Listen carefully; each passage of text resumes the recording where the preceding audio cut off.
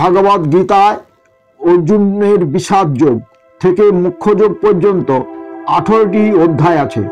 অতএব প্রত্যহ গীতা পাঠ করা সব সময় সম্ভব নয়। শ্রী শ্রী ঠাকুর রামকৃষ্ণ বলতেন, মা আমায় জানিয়ে দিয়েছেন গীতার সার। গীতার সার মানে, হে জীব সমূহ, তুমি সকল কিছু ত্যাগ করে ভগবানকে পাওয়ার জন্য দেহ সাধনা করো, আত্মা অর্থাৎ চৈতন্য ব্রহ্মের সাধনা করো। অহং ব্রহ্মাস্মি, অহং ব্রহ্মাস্মি, অহং ব্রহ্মাস্মি, আমি সেই ব্রহ্ম। আমার মধ্যে ব্রহ্ম আছে, তোমার মধ্যে ব্রহ্ম আছে।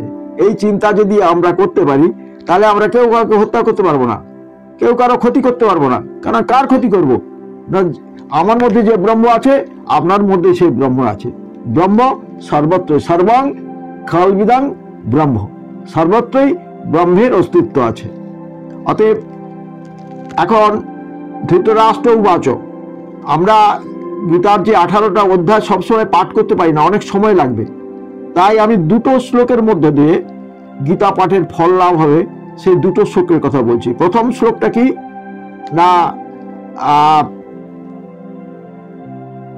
প্রথম অধ্যায়ে রয়েছে প্রথম শ্লোক, ধৃতরাষ্ট্র উবাচ ধর্মক্ষেত্রে কুরুক্ষেত্রে সমবেতা যুধিষ্ঠিরঃ মামকা পাণ্ডবশ্চৈব কিম কুর্বত সঞ্জয়।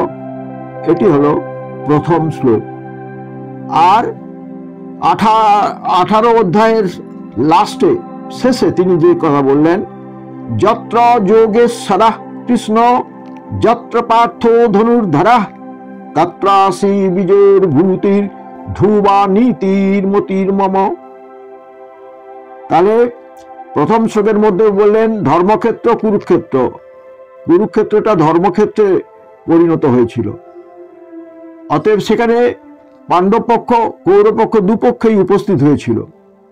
মামকা পাণ্ডবশ্চৈব কিম কুর্বত সঞ্জয়, সঞ্জয় ভগবানের আশীর্বাদে তিনি জ্ঞান চক্ষু লাভ করেছিলেন। আর ধৃতরাষ্ট্র অন্ধ কিসের প্রতি? মায়ার প্রতি, মোহের প্রতি, পুত্র স্নেহের প্রতীক ধৃতরাষ্ট্র। তাই ধৃতরাষ্ট্র দেখতে পেতেন না। তাই সঞ্জয় তার কাছে বসে কুরুক্ষেত্রের যুদ্ধে যা যা হচ্ছে তা তিনি তৃতীয় নয়ন জ্ঞানচক্ষুর মাধ্যমে দর্শন করে তিনি ধৃতরাষ্ট্রকে বলেছিলেন। এটা গীতার প্রথম শ্লোক।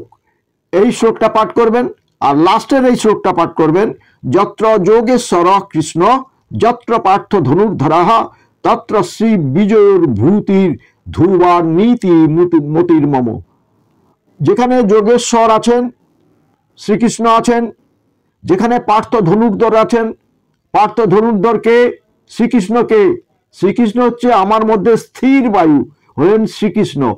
আর ধনুর্ধর অর্জুনকে, না আমার মধ্যে যে সুষুম্না নাড়ি আছে, সেই সুষুম্না নাড়ি হলে ধনুর্ধর হচ্ছে অর্জুন। তথা তত্রাসি বিজয়ের ভূতির, যেখানে যোগেশ্বর কৃষ্ণ এবং পার্থ অর্জুন আছেন, ধনুর্ধর পার্থ অর্জুন আছেন, সেখানে মানুষের বিজয়, মানুষের সব কিছু লাভ করা অসম্ভব হবে, এটাই ভগবান বললেন। যেখানে কৃষ্ণ আছেন, যেখানে ধনুর্ধর পার্থ অর্জুন আছেন, সেখানে জয় নিশ্চিত হবে, সেখানে কোনো পরাজয়ের গ্লানি থাকবে না, সেখানে শুধু জয় জয় জয়, আনন্দ আনন্দ আনন্দ, আনন্দই ব্রহ্ম।